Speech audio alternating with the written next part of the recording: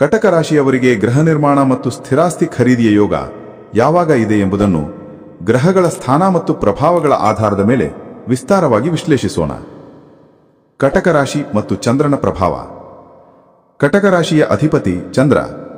ಚಂದ್ರನು ಮನಸ್ಸು, ಭಾವನೆಗಳು ಮತ್ತು ಗೃಹ ಜೀವನದ ಕಾರಕನಾಗಿದ್ದಾನೆ. ಹಾಗಾಗಿ ಕಟಕ ರಾಶಿಯವರಿಗೆ ಮನೆ ಎಂದರೆ ಕೇವಲ 4 ಗೋಡೆಗಳ ಕಟ್ಟಡವಲ್ಲ, ಅದು ಅವರ ಮಾನಸಿಕ ನೆಮ್ಮದಿ ಮತ್ತು ಭದ್ರತೆಯ ತಾಣವಾಗಿದೆ. ಇವರಿಗೆ ತಮ್ಮ ಕುಟುಂಬದೊಂದಿಗೆ ನೆಮ್ಮದಿಯಾಗಿ ಬದುಕಲು ಒಂದು ಸುಂದರವಾದ ಮನೆ ಅತ್ಯಗತ್ಯ. ಈ ಆಳವಾದ ಭಾವನಾತ್ಮಕ ಬಂಧವು ಗೃಹ ನಿರ್ಮಾಣದ ಹಾದಿಯಲ್ಲಿ ಮಹತ್ವದ ಪಾತ್ರ ವಹಿಸುತ್ತದೆ.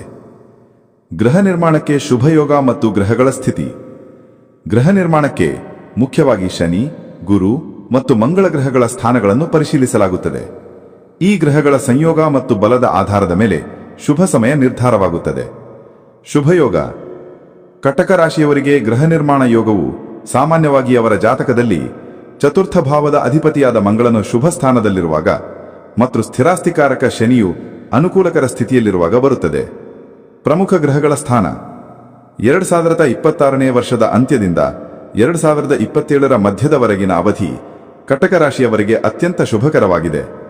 ಈ ಸಮಯದಲ್ಲಿ ಶುಕ್ರ ಮತ್ತು ಗುರುಗ್ರಹಗಳು ಬಲವಾದ ಸ್ಥಾನದಲ್ಲಿರುತ್ತವೆ. ಶುಕ್ರನು ಸಂಪತ್ತು ಮತ್ತು ಸೌಂದರ್ಯಕ್ಕೆ ಕಾರಕನಾಗಿದ್ದಾನೆ. ಗುರುಗ್ರಹವು